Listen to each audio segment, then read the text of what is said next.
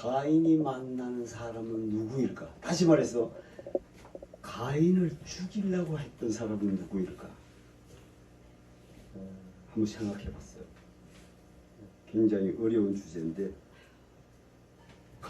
지금 가인이 오늘 본문에 14절에 끝절에 나를 만나는 자마다 어떻게 한다고? 나를 죽이겠나이다.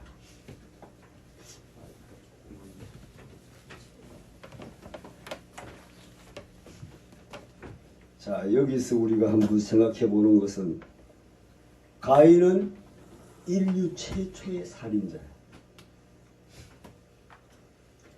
또 범죄 후에 아무런 잘못도 없이 죽임을 당했던 동생 아벨의 억울한 피는 하나님께 호소를 했다고 본문에 기록해 놓고 하나님께서는 그 호소를 들으시고 가인에게 저주를 내시고 가인은 그 저주의 결과 땅을 경작해도 소용이 없게 되고 이곳저곳을 두드릴 수밖에 없게 되었다. 이런 말씀이에요.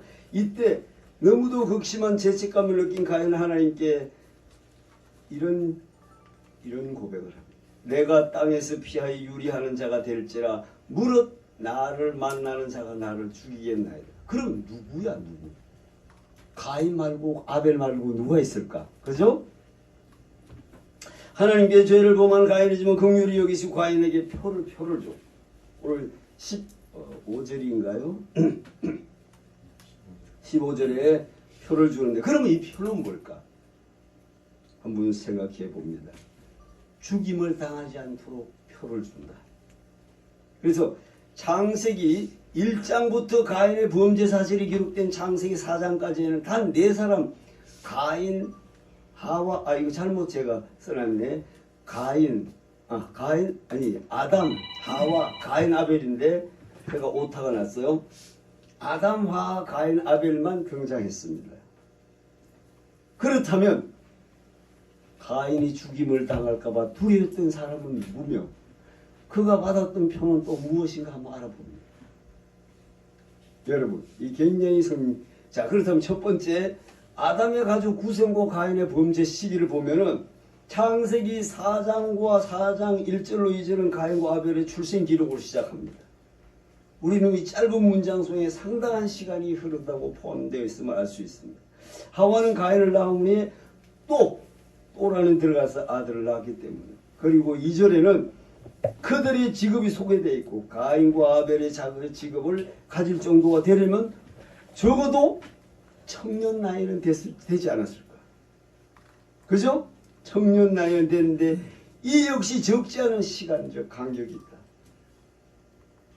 두 형제는 각각 땅의 소산과 양의 첫 새끼 기름을 하나님께 드렸는데 그것은 3절에 뭐라고 되어 있죠? 세월이 지난 후에. 세월이 지난 후에. 이건 이제 하나님의 시간 안에서 세월이 지난 후에 3절이 세월이 지난 후란 하나님의 시간인 그 시간을 우리가 명쾌하게 이해하기 어렵지만 그럼에도 하나님이 인간에게 허락하신 시간 안에 있다는 사실이고 이 말이 창세기 40장 1절에는 그 후에 이렇게 되어 있습니다. 그 후에 열흘 이상의 상당한 시간이 흐르고 난 후의 뜻을 이해할 수 있도록 말씀하고 있어요. 하나님 자기의 재물을 받지 않으신 것 때문에 몹시 화가 난 가인은 동생 아벨을 쳐 죽입니다. 이 사건은 제사 드리는 때가 아니란 말이에요. 제사 드리는 때가 아니고 8절에 가인이 그의 아우 아벨에게 말하고 그들이 들어있을 때의 가인이 그 아우 아벨을 쳐 죽이니라. 사실은 그 후에가 여기서 말하고 하는 것은 우리가 덜러 가자. 여기 다른 본문에는 이렇게 돌이 있습니다. 아우에게 가인이 야 우리 덜러 가자 말인데 말하고란 뜻이고 거기에 3번이라고 써있죠? 3번 말하고 앞에 안 써있어요? 4번으로 써있어? 요게 고대 역본들에 보면은 이제 우리가 덜러 나가자 말하고란 뜻이 그거야. 근데 덜에 나가서 아벨을 쳐 죽이는 사건입니다. 그래서 한편 하나님께서는 아담에게 아벨 대신에 셋을 낳게 해주었는데 25절에 그것은 아담의 나이가 130 되던 해였다. 아담의 나이가 셋을 낳을 때가 130세야. 아담은 셋을 낳은 후에 몇 년을 살았어요? 800년을 살아. 800년. 근데 930세에 아담이 세상을 떠납니다. 그러면 이 당시에 왜 그렇게 오래 살까? 했죠, 제가? 왜 오래 산다고? 왜 오래 살은 것 같아요? 이 당시에. 궁창에 물이 있었기 때문에. 박수 치세요, 박수. 그걸 비유적으로 우리 양영수 집사님이 에어돔 하는 거를 비유적으로 제가 말씀드린 게 있어요. 그 궁창 위에 물을 언제 다 쏟았어요? 노아 홍수에 다 쏟고 나서 예수님이 하나님이 무지개를 보여주고 뭐라고 했더라? 언약을 했는데 그 나이가 몇 살로 변했더라? 120으로 변했다. 우리가 지금 많이 살면 120이야. 물론 더 사는 분도 있겠지만 여기에서 1000년의 시간이 끝나는 거야. 그래서 그래서 창세기 1장 3절에 궁창에 물을 짓고는 무슨 말씀이 없었더라? 보시기에 좋았더라가 없더라. 그렇다면 이미 인간이 폐역할 줄 알고 그걸 갖고 계신 거 아닌가? 그 물을 쓰니까 어떻게 해서 인간이 120세가 됐죠? 물이 있을 때와 없을 때 왜 무슨 차이로? 궁창에 있었을 때는 산소가 필요고 하나님과 함께 있었지만 그 물을 다 씀으로써 궁창이 없어지고 그다음에 하나님께서 벌을 내리셨기 때문에. 하여튼 말씀 좋아요. 근데 물을 다 쓰고 나니까 빛이 어떻게 돼? 정면을 비춰요. 인생에게 이제 물을 걸러서 빛이 들어오는 거와 물이 없는 거와는 전혀 다른 세상이 된 거예요. 그래서 물이 있을 때는 무지개가 안 보이는 거지. 물이 다 쓰고 나니까 지상에서 물이 있을 위 안개 같은 게 올라가 안 올라가요? 올라가요. 그 무지개 보이는 거예요. 그 이후로는 다시 물 심판이 없다. 그래서 그걸 비유적으로 마태복음에 누가복음 5장에 예수님이 시몬 베드로 배에 타요 안 타? 타요. 타가지고 배 위에 떠야 돼. 그게 노아 때도 배가 떴어요 안 떴어? 떴어요. 그들만 사는 거야. 지금도 마찬가지야. 배 위에 떠야 돼 우리가. 근데 마지막 때는 어떻게 한다? 예수님 부활하신 예수님이 오면은 참 마지막 재림 예수님 오면 우리는 어떻게 돼요? 휴거가 뭐야? 올라가네. 공중에 떠야 돼. 물 위에 뜨듯이. 그래서 그 당시에 1000년에 제일 많이 사는 사람이 무두셀라 969세로 1000년을 산다가. 근데 그 뜻을 말씀드렸지. 무두셀라는 말이 무슨 뜻인가? 이름이. 그가 가면 보내리라. 뭐를? 무두셀라가 죽으면 뭐 어떻게 된다고? 비를 보내리. 홍수를 보낸다는 뜻이에요. 무두셀라가 죽으면서 홍수가 쏟아지는 그 의미입니다. 그래서 930세에 죽고 130세에 셋을 낳고 800년을 사는데 자녀를 낳았다. 그 당시에 다 800, 700년 보통 살았으니까. 가인이 셋에게는 분명히 자녀를 낳아주었던 아내들이 있었다. 여러분 여기에서 4장 16절 한번 보세요. 16, 17절 합독합니다.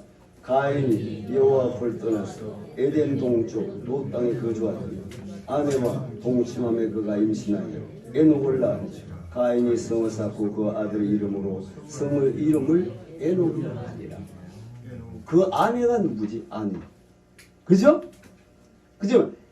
이미 롯 땅으로 추방돼서 그 아내와 동침하는 거야. 그러니까 결혼이나 이러면 다 생략됐고 이런 걸 볼 때 성경에는 역시 그들 역시 아담의 딸들이었을 것이다. 여러분 한번 생각해 보는 거야. 그들 역시 아담으로부터 왔을 거 아니야. 아담의 딸들이 왜 800년 동안 같이 살았어. 성경에 그들의 이름이나 숫자에 대한 언급이 전혀 없습니다.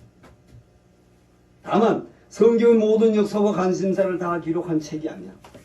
무엇 때문에 기록했느냐? 오직 구원에 관한 역사만 기록하고 있을 뿐인 줄로 믿습니다. 성경은 아담의 자녀들 중에 가인과 아벨, 그리고 아벨 대신 셋, 25절에 이 셋만 소개하고 있습니다. 그러면 수많은 시간 동안 많은 사람이 배출될 수 있다. 이 사실은 창세기 4장에 나오는 가인의 족보의 족보와 5장에 나온 셋의 족보, 그리고 마태복음 누가복음에 나오는 예수 그리스도의 족보에도 확인이 되는 현상인데, 성경의 족보들은 극히 예외적인 경우만을 제외하고는 2사람 이상 자녀를 언급하지 않습니다. 이러한 과정을 종합해본 아담과 하와 사이에는 가인과 아벨 외에도 다른 아들 딸들과 그리고 그들에게 태어난 많은 손자와 손녀들이 있었으며, 따라서 가인은 자기 형제 자매를 그리고 그 형제들 자매들 자녀들과 함께 살았음을 알 수가 있습니다. 뿐만 아니라 가인 동생을 죽인 시기는 스스로 직업을 가질 수 있는 나이. 여러분 혼자서도 동생을 쳐 죽일 수 있는 힘이 있어요. 그렇다면 성인이 돼야 되잖아요. 그죠? 그래서 가인의 나이가 그 정도 이르렀을 때는 분명히 형제나 자매도 있었다. 기록하지 않았을 뿐이죠. 그런데 두 번째 한번 보겠어요. 가인이 두려워했던 사람은 뭡니까? 여러분 가인이 오늘 본문에 그를 만나는 모든 사람에게 죽임을 면하게 하리라. 나를 만나는 자마다 나를 죽이겠나이다. 하나님 앞에 이 말을 하는데, 사람이 많지 않았던 인류 초기에는 족장들에 내리신 하나님이 복에서 생육하고 번성하라 했어. 생육하고 번성하라. 내용 매우 중요한 부분을 차지하고 있는데, 족장들은 평균 3아들을 3딸을 낳아요. 지금 성경 역사적으로 족장들의 평균적으로는 족장들은 400년을 삽니다. 400년. 80세의 자녀를 낳기 시작하면 80세. 이런 평균치에 따라서 한번 과정을 해보면은 가인은 80년이 넘기 전에 한 10만 명 정도? 뭐 그건 학자들의 추론이에요. 살았을 수도 있을 거 추측되기도 하는데, 그러나 가인 당시에 살던 모든 사람으로 살해 위협을 느꼈다고 생각할 필요는 없어요. 당시에 살던 사람으로 자기 자신의 족보에 속한 사람들로서 살인 같은 심각한 위험을 받지 않았을 것이기 때문에, 그러면 가인의 생명의 위협을 느꼈던 대상은 자기의 가문이 아는 다른 사람들, 특히 아벨 또는 아벨 대신에 언약의 대를 이었던 시인 셋의 가문에 속한 사람들과 그 후손들이 아닐까. 히브리 사람들은 전통적으로 무고하게 부모를 죽인 사람에 대해서는 그 후손들이 그를 만나서 언제든지 복수를 해도 무방하다고 생각을 가지고 있어요. 실제 시내산에서 계명받을 때도 살인한 자는 살인하게 하는 거예요. 눈은 눈으로 이는 이야. 그 당시에 그거는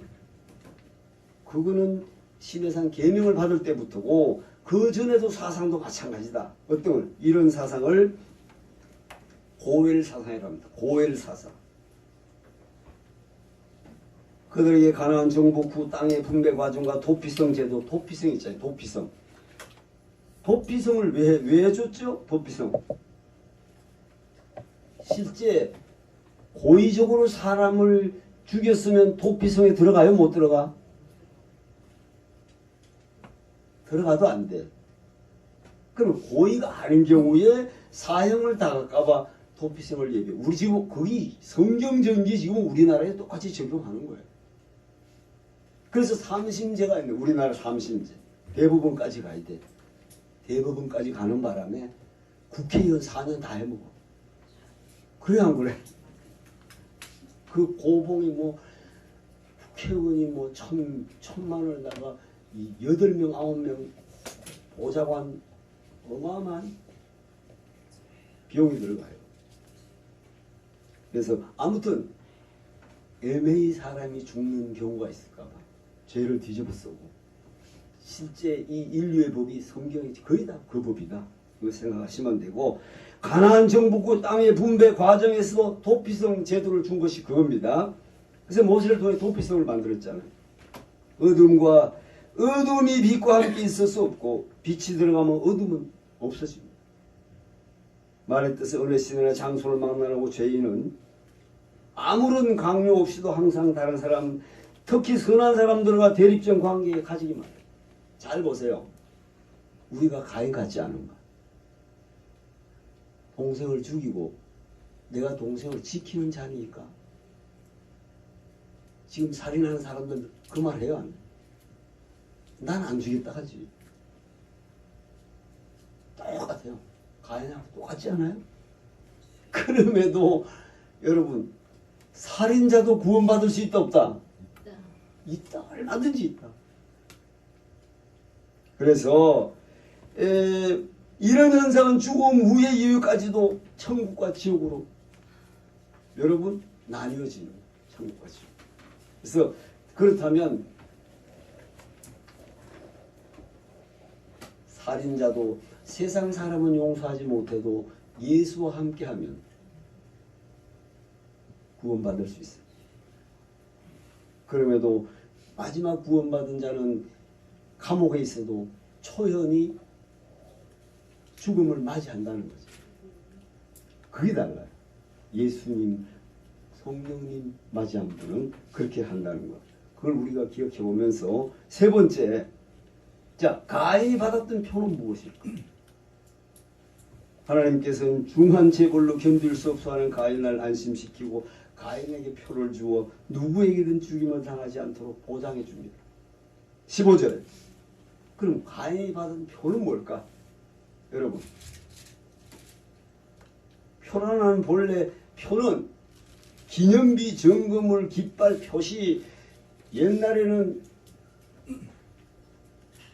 뭐 사람에게 인두를 찍어서 표를 만든 경우가 많잖아요. 노예들. 그래서 에스겔서 9장 6절에 요한계시록에 나오는 이마의 인을 가진 사람입니다. 보는 것처럼 하나님께서는 가인에게 이마나 신체의 다른 부위에 일종의 문신과 같은 특별한 표를 준 것이다. 그렇게 보기에는 무리다. 그렇게 보는 사람도 있지만 나 전혀 그렇게 볼 수가 없다. 여러분, 거기 표가 있다 해서 거기 사람을 그 당시에 저 사람은 하나님의 표를 받았다고 누가 알아? 그죠? 표를 조사해준 생명을 건지게 하는데 하나님께 친히 몸에 무늬를 새기지 말라 하는 말이 있어요. 레위기에. 그러자면 말이 또 안 맞아. 레위기 19장 28절에는 문신을 못하게 했잖아. 무늬를 계명을 주시던 것을 생각해보면 이러한 추측은 별로 좋은 생각이라 할 수 어렵고 하나님께 자신의 언약에 대한 성취를 확인시키려고 하실 때 특별한 외형적 점표들을 사용한 일이 있어요. 예를 들어서 조금 전에 말씀드린 노아에게 다시는 홍수를 면하지 않을 것을 확인시킬 때 뭐를 줬더라? 점표로? 무지개. 자, 히스기야 생명이 15년 연장될 때 확인시키는 히스기야에게 준 표가 뭐죠? 일령표에 나갔던 그림자 10도를 물러가게.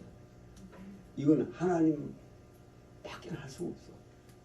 아니 그림자를 뒤로 어떻게 물러가? 그치? 그림자 뒤로. 만유를 창조한 분밖에 할 수 없습니다. 열왕기하 20장 8절로 11절에서 말씀하고 있는데 그러면 우리는 하나님께 가인에게도 가인 자신에게 스스로 확인을 통하여 안도감을 가질 수 있는 어떤 마음, 다른 사람의 그것을 보고 가인을 죽이지 못하게 하는 특별한 외형적 점표를 주셨을 것이라는 우리는 생각할 수 있어요. 성경 본문을 말하면 문자적으로 이야기하면 아니 외적으로 뭐 표가 있다면 죽이지 못한다. 그런 게 그 시대에 누가 알까? 그래서 저는 한번 이렇게 결론 내려봅니다. 제 아무리 좋은 외적 정표가 하더라도 그것에 대한 신뢰의 마음이 무뎌지면 외적인 정표는 발휘하기 어려워. 사람에게 외형 정표보다 더 큰 힘을 발휘하게 하는 것은 내적 확신인 줄로 믿습니다. 왜 내적 확신을 할 수 있을까? 오늘 본문의 근거를 가지고 왜 그럴까요? 왜 그래? 한번 보겠어요. 자, 잘 보세요. 9절 여호와께서 가인에게 이르시되 내 아우 아벨이 어디 있느냐? 그가 이르되 내가 알지 못하는 내가 내 아우를 지키는 자니까. 지금 아벨을 쳐 죽이 놓고 이래. 이르시되 네가 무엇을 하였느냐? 내 아우의 핏소리가 땅에서 내게 호소하느니라. 그리고 11절 땅이 그 입을 벌려 내 손에서부터 내 아우의 피를 받았은즉 네가 땅에서 저주를 받으리라. 자, 12절 13절을 합독합니다. 가인이 여호와께 아뢰되 내 재벌이 지기가 너무 무거우니. 여기서 내가 아무리 완악하게 거짓말을 하고 해도 그 마음 가운데 도저히 견딜 수 없는 재벌을 고백해요, 안 해? 내가 동생을 지킵니까? 오늘날도 똑같아요. 살인하고 나서 난 살인 안 했다 하는 것 똑같고, 그럼에도 결국은 하나님의 말씀이 아벨의 피가 땅에서 나를 호소하는 거예요. 이미 하나님 알고 계시는데 그때 어떻게 내 재벌이 너무 무겁습니다. 이것이 신학적으로 이야기하면 뭐라겠죠? 거듭나는 거예요. 여러분, 예수님이 시몬 베드로의 배를 타가지고 두 배가 가득 찰 때 베드로가 뭐라 했어요? 주여, 나는 죄인입니다. 나를 떠나소서. 그 고백하고 똑같은 거예요. 우리를 창조하신 그 놀라우신 그 능력, 그걸 가지고 죄인이라고 이야기도 안 했어. 넌 죄인이라고 이야기 안 했는데 죄인인 것을 느끼는 거야. 이것이 지금 내 죄벌이 큽니다. 아니, 방금 전에 완악했던 거가 내 죄벌이 큽니다. 그래서 우리는 아담의 후예지만 실질은 살인자 가인의 후예. 인정해야 됩니다. 내가 사람을 죽이지 않아도 나는 살인자야. 그게 본심입니다. 그래서 그 점을 우리가 꼭 기억해 봐야 돼요. 그래서 내 죄벌이 무겁다 할 때 하나님은 그를 지켜주시는데 그게 표야. 그럼 표가 뭐야? 이런 이유 때문에 사도 바울은 고린도 교회 성도들에게 돌비가 아닌 마음의 비석에, 돌비에 새기지 말고 마음의 비석에 세워라. 과거에 요단강 넘어갈 때 여호수아가 요단 가운데서 물이 마를 때에 수장 12명을 세워서 돌을 갖다 놨어요, 안 그랬어? 거기다가 기념으로 세운 거예요. 그게 돌 세월이 지나면 없어지잖아. 그 당시 지금이나 그때나 지금 바위에다 뭐 새기는 거 없어지지 말라고 그러는 건데 그것도 세월 풍상에 다 없어진다. 그러나 마음에 새기는 거는 절대 없어지지 않아. 그 자체를 자기가 포기하지 않는 한 그것이 표다. 다시 이야기하면 하나님의 영으로 그리스도의 편지를 여러분 마음의 돌비에 새기라. 그리고 할례에 대해서도 이야기했죠. 육체의 할례가 아니고 어떻게? 마음의 할례. 똑같습니다. 육체의 할례 때문에 사실은요, 히브리인들이 히틀러한테 육체에 보여가지고 유대인이라고. 하나님께서 무엇보다 먼저 가인의 마음 속에 어느 누구를 만나도 결코 죽임을 당하지 않으리라는 하나님의 말씀을 마음에 새긴 것이다. 아멘? 그게 표야. 다시 말해서 내가 주를 위하여 살다가 죽는 것도 유익하다. 바울 사도의 고백이 마음의 표야. 그래서 항상 이런 거지. 죽는 것도 유익하다. 하나님의 그 놀라운 사랑으로 지금 너를 용서한 그 자체가 표야. 내가 아무런 나는 살인자야, 죄인이야, 하나님. 이 마음을 가지고 다니면 죽지 않는다. 아멘. 그래서 사람의 마음속으로 가는 강력한 느낌, 표정이나 태도로 드러나게 마련인데 가인은 낯선 사람 만날 때마다 마음속으로 동생을 살해한 죄값으로 내리신 하나님의 저주에 대한 공포심에 해완과 함께 하나님의 보호하실 것임에 대한 그 말씀을 믿으며 안도하게 살아가는 것입니다. 그리고 그 느낌인 그 얼굴에 표출이 된 사람이 보여줬고 그것을 보는 사람들은 그를 죽여서는 안 될 그 사람의 표정을 보고도 증표로 여겨질 수가 있었다. 이러한 생각에도 불구하고 우리는 하나님께 가인에게 주신 표가 무엇인지 지금은 정확히 알 수가 없습니다. 표를 주었을 뿐이지. 다만 우리 마음대로 근거를 토대로 추측할 뿐입니다. 하나님께서 살인죄를 저지른 가인에게까지도 표를 주어서 죽임을 면하도록 은혜를 베풀어 주셨다는 사실. 그런 의미에서 결론을 한번 내리겠습니다. 결론. 자, 이제 여기서 한번 보셔야 돼. 합독하겠습니다. 하나님께서는 아담과 하와가 선악과를 따먹은 죄를 범했을 때도 에덴 동산을 내쫓기만 하신 것이 아니라 무엇을 지어 입히시는 은혜를 베푸셨다. 여러분, 에덴 동산에서 쫓을 때 그냥 쫓아만 죽어 안 죽어? 가죽옷을 해입했다는 뜻은 뭘 말할까요? 가죽옷을 해입했다는 뜻은 무슨 말할까? 은혜. 은혜, 또 생명보존. 그렇다면 이제 그 가죽옷을 입혔다는 근거가 신의 산에서 계명을 받아요. 네 대신 뭐가 죽었어? 양. 그 근거가 오는 거야. 자, 내쫓으면서도 가죽옷을 해줬다. 은혜를 주시는 거야.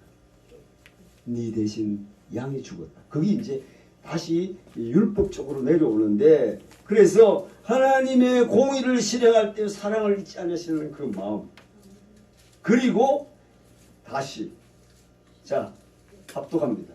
에스겔 선지자 이걸 통해서 확인시켜 주시기를 나는 악인이 죽는 것을 기뻐하지 아니하고 악인이 그 길에서 돌이켜 떠나 사는 것을 기뻐하노라. 아멘. 악인이 그냥 죽는 걸 그렇게 하나님은 원치 않아. 그 길에서 떠나는 것을, 떠나 사는 것을 기뻐한다. 에스겔서의 말씀하고 있습니다. 이러한 하나님의 은혜가 예수님의 말씀 속에도 잘 보세요. 자, 합독하겠습니다. 예수님의 말씀 속에서는 집 나간 탕자라고 사랑으로 기다리시는 사랑과 은혜의 아버지의 모습으로 소개되었다. 아멘. 근데 중요한 것은 둘째 아들이 자기 분깃을 달라해서 나가. 아주 그 당시엔 폐역망해 안 해? 폐역망도한 거야. 아직 아버지가 살아 계시는데 달라한 거야. 그 정도는 요즘 세상에 그것도 별거 아니야. 안 그러면 뭐 협박하고 막 부모를 아유 참 줬어. 나갔어. 항상 탕진했어. 그런데 왜 문 열고 기다리지? 그게 하나님의 비유를 하는 거 아니야? 하나님은 언제든지 돌아올 때만 기다리는 거야. 근데 그 아버지가 부자인데 왜 가서 데리고 오지 않을까? 스스로 내가 돌아갈 곳은 아버지의 뿐, 아버지밖에 없구나. 여러분, 다른 아버지한테 가서 받아줘 안 받아줘? 아버지는 받아줘 안 받아줘? 받아주는 게 아니라 깍지까지 켜. 거기다가 송아지도 잡아. 그런 아버지. 그것이 결론이에요. 마치 하나님의 자녀로 12지파의 수장이 되게 하는 것도 야곱은 어떻게 했더라? 쳤어요. 일생을 어떻게 살았더라? 쳤어요. 그게 사랑이었더라. 여러분, 바울 사도에게도 사단의 뭐를 줬어? 가시. 그거 생각해보면 아십니다. 그거 생각. 죽는 날까지 가시를 주. 근데 그 가시를 통해서 하나님의 영광이 드러나. 야곱도 어떻게 일생 절면서도 오늘날까지 이스라엘 백성이 그 힘줄을 먹지 않더라. 성경 써놨잖아. 그러니 이게 결론입니다. 결론입니다. 자, 요거 읽고 기도하겠습니다. 자, 합독. 우리는 가인의 범죄 전후 기록을 읽을 때 하나님 편에서 관심을 가질 필요가 있다.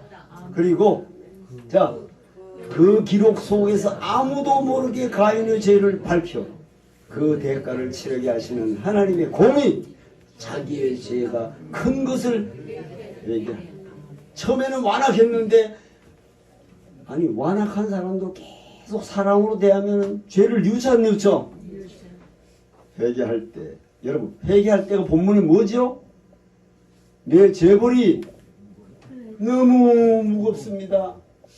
이 통해 똑같아요. 그때에 어떻게 한다? 죄인에게도 긍휼을 베푸신 하나님의 은혜를 발견할 수 있어야 한다. 아멘. 자, 결론적으로 가인에게 주신 표는 인간이 살인한 후에도 완악한 모습을 보면서 끝내는 내 재벌이 너무 무겁습니다라는 고백 속에서 일생 동안 나는 동생을 죽인 살인자라는 자책 속에 항상 죄인된 통분된 심령으로 살아갈 때 하나님이 주시는 그 말씀이 내적 심령의 표가 될 것임이 분명하다. 아멘. 이해가시죠?